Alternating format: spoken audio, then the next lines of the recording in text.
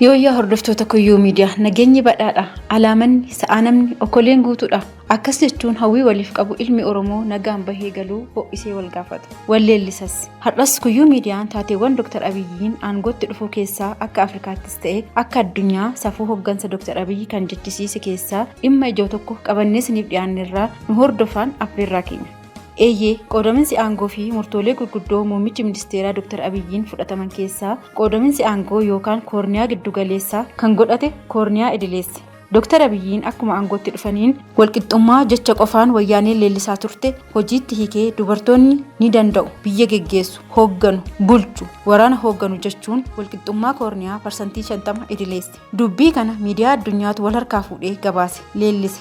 Dhugaadha hoggansi dubartootaan laatamaa jiru Itoophiyaa humneessuu caalaa dhugumayyuu ni danda'u geggeessuu yaadama jedhu lafa qabsiiseera. Dubartiin atileetidha, ministeera, paayileetidha, pirezidaantii fi kan kana fakkaatanidha. Hordoftoota Kuyyuu Miidiyaa hojiin dubartoota keenyaan hojjetame boonsaa ta'uu isaarraan kan ka'e dubartoonni biyya keenyaa hedduun sadarkaa addunyaatti maqaan isaanii ka'an hedduudha. Nutis kanuma hubachuudhaan maal ta'a Dr. Abiyyi hoggansa dubartootaa parsantii 75 osoo ol guddisee yoo jenne dhaadhessuu nutti hin taatu. Eeyyee muummichi ministeera Dr. Abiyyi dhugaa fi dhugaa qabateen addunyaa injifachaa jira. Tapha siyaasaatiin mo'achuun yoo barbaadame dhugaa hedduu qabatanii deemuun barbaachisaadha. Dhugaa sadarkaa hoggansa qofaatti beekamuu qabu, dhugaa sadarkaa uummataatti beekamuu qabuu fi kan kana fakkaatan.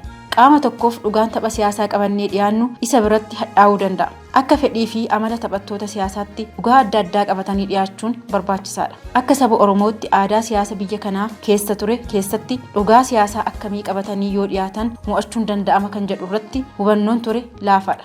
Akka saba bal'aa ta'e tokkootti tapha siyaasaa hedduu qabaachuutu malaaf ture. Oromoo keessatti garuu dhugaan siyaasaa tokkoo fi tokko.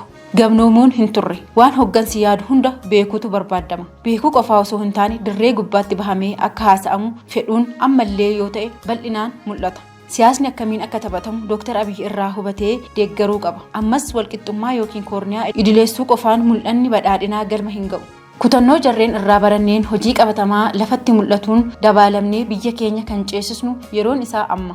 Oromoon yoo mammaaku mukti tokko hin aartimoo hin bobaatii jedha. Kana jechuun yeroon amma keessa jirru yeroon koorniyaan wal qoodnu miti. Beekaa, wallaalaa, barsiisaa, barataa, qonnaan bulaa, daldalaa jechuun yeroo hiree walii laannee qoodaminsi jiru walii laannu miti.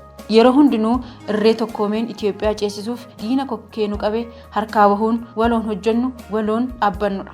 Jaalannus jibbinus jijjiirama waggoottan arfan kana keessatti dhufan hunda osuma nuti dhoksuuf yaallee addunyaan ragaanuuf baati. Dr. Abiyyi nama ganda bashaashaa xiqqoo keessatti dhalatee seenaa Itoophiyaa waggaa 4 keessatti jijjiiredha. Jijjiiramni kun akkas qofaatti hin hafneef nama hoggantoota Afrikaa waliin Afrikaa jijjiiruuf hirriba dhabee hojjetudha. Biyyoonni gurguddatan gurraachotaan mo'amuu waan hin barbaanneef diinummaa isaanii nutti agarsiisuuf kallattii adda addaan nu qoccolaa oolanis Dr. Abiyyi hinumaayyuu jabinaa fi kutannoo isaa itti agarsiisuuf karaan alam ganaa yoom hojjenne ganaadha waan ittiin jedhu fakkaata. Maarree yeroo gaggeessaan biyya keenyaa biyyaa fi uummata jijjiiruuf diina wajjin kokkeetti wal qabee halkanii fi guyyaa hojjetu kana nuti immoo yaadaa fi humnaan bira dhaabbannee siif jirra si waliin jirra jennee diina qaanessuu hin qabnu jetture.